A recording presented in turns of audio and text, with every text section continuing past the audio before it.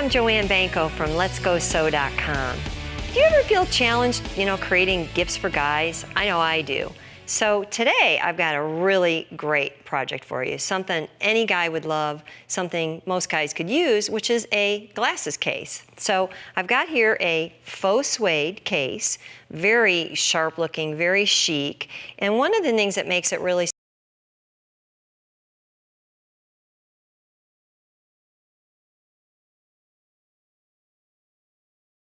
version that we're going to talk about that just a little bit too. So to get started, let me tell you a little bit about your supplies. You could make this from any fabric you like, but I think you'll agree is a really rich look when you use that, that faux suede, and it's very, very easy to sew.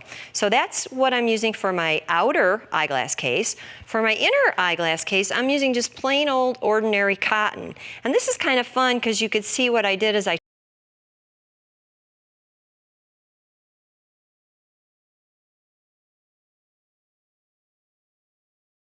the eyeglass case, it's all going to be hidden inside, but only you know. But that little peek is kind of neat, and linings should almost always be something fun in my book.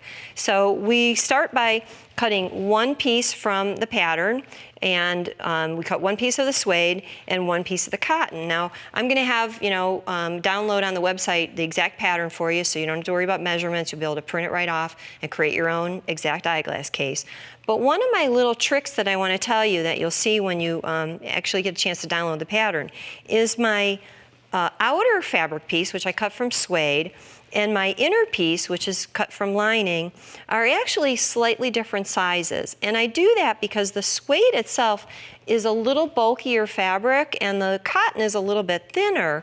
But by cutting my lining just 1/8 of an inch smaller all around the outer parameter, when we go to sew it together, you'll see it's going to fit a little bit better on the inside. So I'll show you that. I've marked my fold line and I've marked my top edge. That's important because that little curve there just gives that little easy opening for putting the glasses in and taking the glasses out. And you want to make sure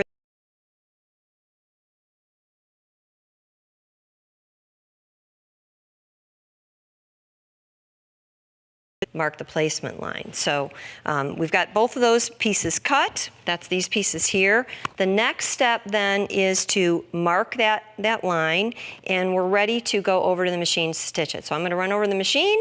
We'll get that stitching. When we come back, I'll show you the rest of the steps for finishing it up. All right, so I'm going to grab these threads here just to give you a little idea here. And I'm just using a heavy thread. This can be used for a variety of different things. It can be used in serger, and I'm just using it as a nice cording. So you can use pearl cotton, and I've got that all fed through my 5-hole cording foot, slipped through. If I wanted to, I could add a little guide here and put that on the machine, but I'm just going to kind of wing it a little bit today. I've got some variegated threads, so you can have some fun with this.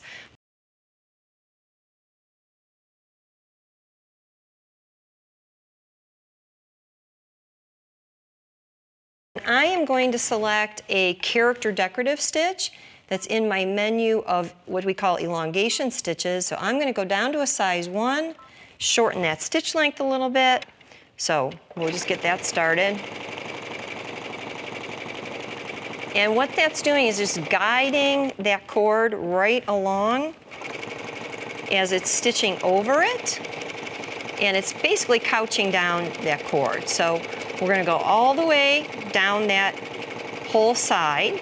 Now you could do some different angles, you could do different, crosswise, you could create, a lot of different lines on here. But take a look at how pretty that is with that satin stitching right over that cording. And we'll go all the way down that piece, and it'll produce a really nice, like a checkerboard effect. So very smooth, very easy. Finish that up. Cut the thread